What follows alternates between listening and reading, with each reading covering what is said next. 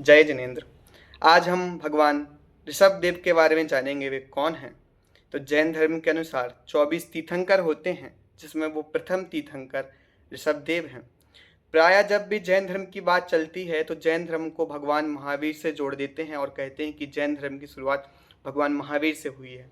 ईसा पूर्व 6वीं शताब्दी में क्रियाकांड, बलि, अहिंसा का तांडव था, तब भगवान महावीर ने जैन धर्म की उत्पत्ति की।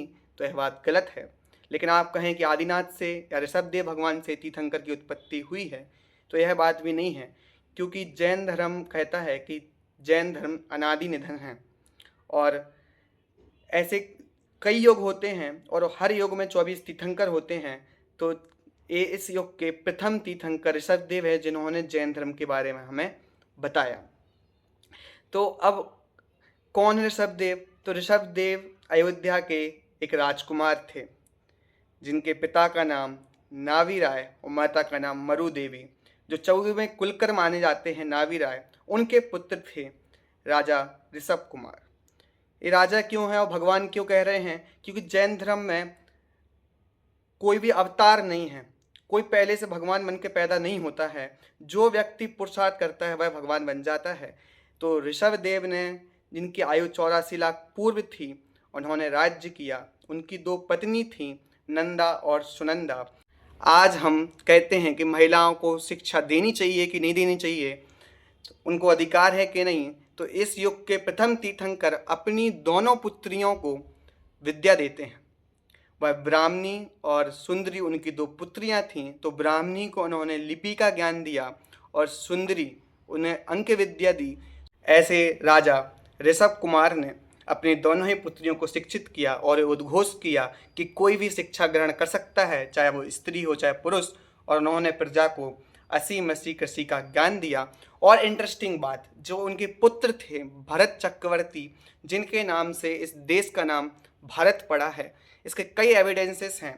और आपको इसका लिखित एविडेंस चाहिए तो कई पुराण हिंदू में और जैन ग्रंथ में इसका उल्लेख मिलेगा। और सबसे पहले अगर शिलालेख में देखें तो राजा खारवेल के शिलालेख में भारतवर्ष नाम आता है, जो नेहरू जी ने अपनी संविधान सभा में इसका नाम उल्लेख किया था। आप कह सकते हैं ये तो आपके ग्रंथों की बात होगी, भगवान ऋषभ देव की क्या प्रामाणिकता है? तो आप वेद जो ग्रंथ भारत परंपरा में जो सबसे पहला टेक्स्ट माना जाता है, उसमें भी आदिनाथ भगवान का उल्लेख आता है। उनको वहाँ पे ऋग्वेद में नमस्कार किया गया है। बात रसन शब्द जो वायु भोजी हैं, ऐसे उनको वहाँ पे नमस्कार किया गया है। 24 अवतारों में हिंदू में एक अवतार ऋषभ देव का भी माना गया है। और भगवत गीता में भगवान ऋषभ देव को नमस्कार किया गया है। तो कई ग्रंथों में आप इनकी प्रामाणिकता देख सकते हैं। और इनका जो निर्वाण है वह हुआ कैलाश में और जन्म हुआ अयोध्या में। और इस प्रथम युग के प्रवर्तक, जिनको हम आदिनाथ भगवान कहते हैं, वह जैन धर्म के तीर्थंकर हैं और वह प्रमाणिक हैं। जैन धर्म कोई नया नहीं है, यह अनादिकाल से चला रहा है और आदिनाथ भगवान ने इसकी उद्घोषणा की थी। यह जानकारी प्रथम तीर्थंकर ऋषभ देव की थी, जो जैन धर्म के इस युग के प्रवर्तक माने गए हैं। आज उनकी जन्म जयंती है और उन्होंने हमें सर्वप्रथम मैं कौन हूँ और मैं अपना कल्याण कर सकता हूँ, इस बात का प्रथम बार उपदेश दिया।